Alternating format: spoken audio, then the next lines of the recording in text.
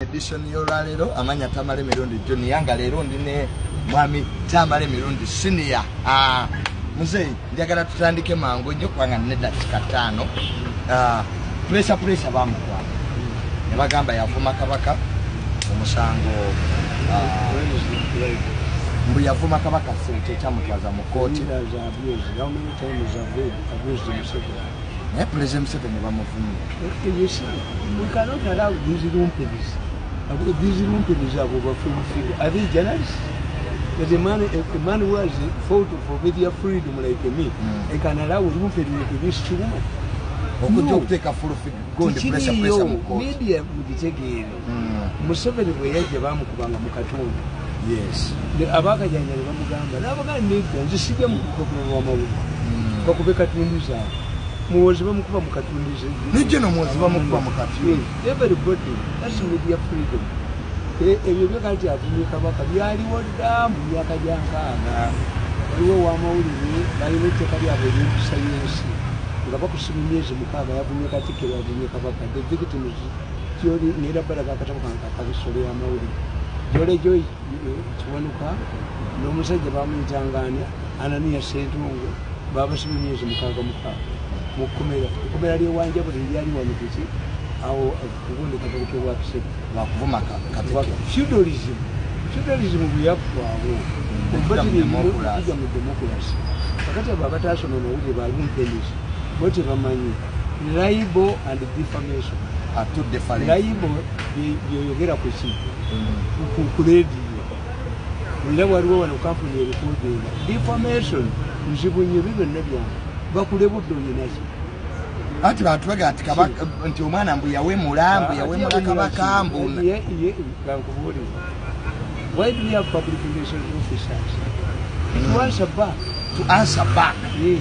So mengo yali ino kwatalinga back ati omwana byayogera sibitu balumpenizi tegakimanyi nti era waliwo omusango mu myaka gy'enkaaga 72 omusajja yali mu bbala ne munyenga banywa omwenge ne boogera ku kabaka kuba yali amaze okukisa omukono mu 69 oli omusajja teyali mukanga bamukuba ne bamutta beni kimuka yabahange nti kiki tiyavumye kabaka wange kyetaaga mutta beni kiwagereka hange tideni bino birumpenizi byasoma amawulire beni kiwanuka nga akyali chief justice yawanika kalaba abakuba abali bakuvuma kabaka kutisa omuntu okuvuma kabaka kikutisa so omwana ono pressure omulamuzi yabatayagala muzemi muyimira muze ogenda kwemera pressure atete wa media freedom bamanyi so golanga okulinyirira eddembe ly'amawulire kubanga fulufiga agenza asiba abantu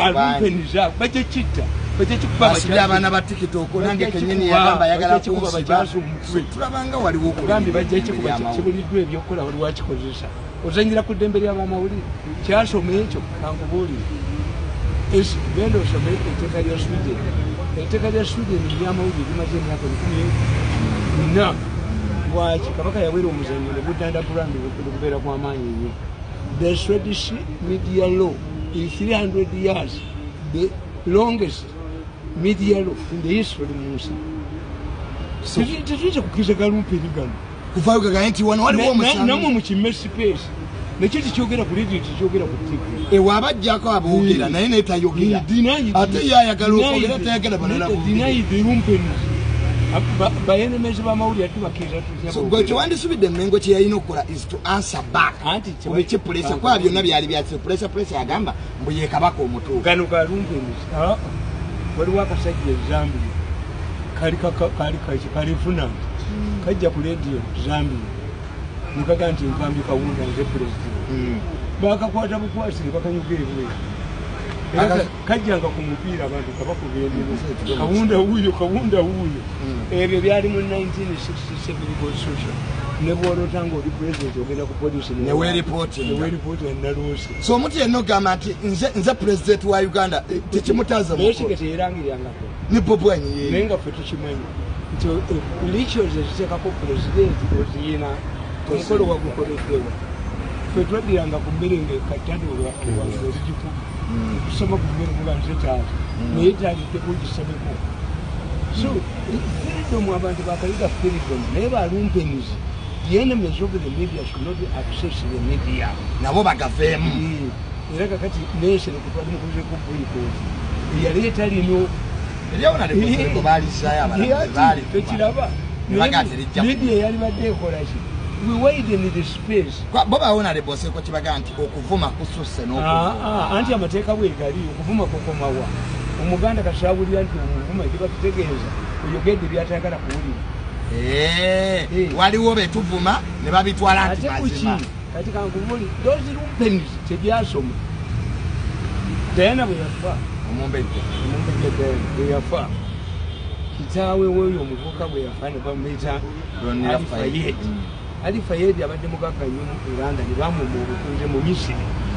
Naye bawa taata woyo omwana Ali Fayed omusajja omukulu yagenda mu kkooti n'agamba nti bawa Queen yeyassa omwana wawe. Was he killed? No. They put up an inquest.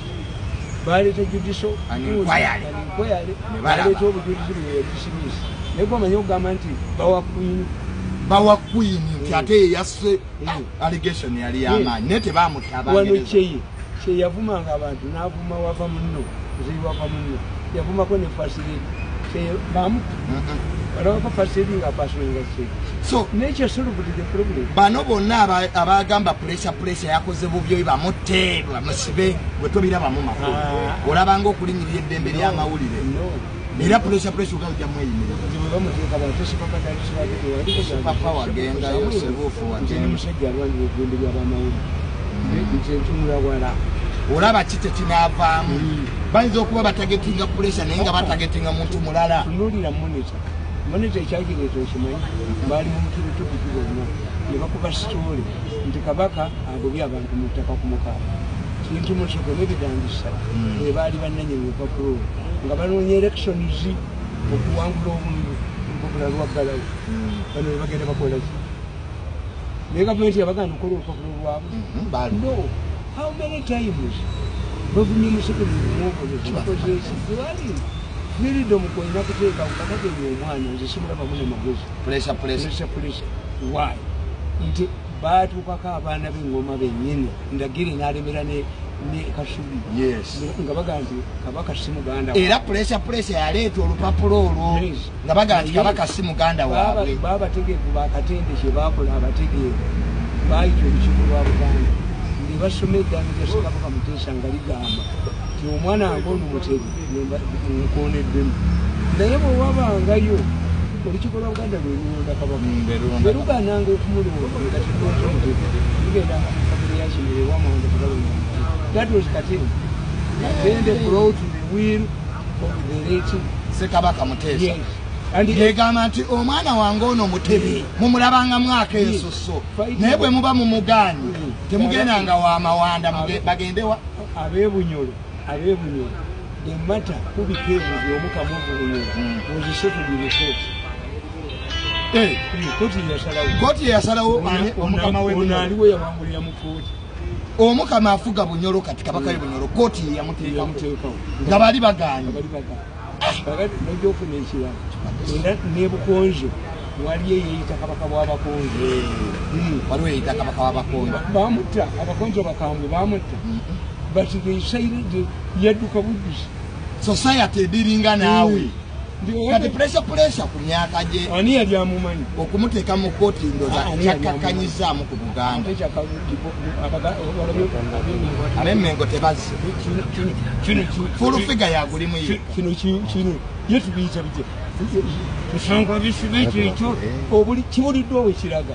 Wa Museveni tekiriyo bana abamubuzi nabo tebakyaka. Kifulotiibwa bweki. Yes, you are character. We were associated with you ng'oli mitinga freedom y'abantu. So, Attorney General wa Buganda teyazze. President Museveni teyasindise balooya be. Baki bimukwata. Mbu pressure avuma maama wa Museveni mbu alina Oluganda kwamira. Bimukwatako. Why bimukwatako? So Attorney General wa Buganda teyazze. Abazungu bakugamba nti can I lower myself? When a madman stares. Can I be scared when a madman is scared? Wano babadde bagati abazinga inayo omukazi omulala embaga teyabadde Bagala no bakwata mu balo yabagenze mu kkooti. Babatta. Imbuga yagenda mu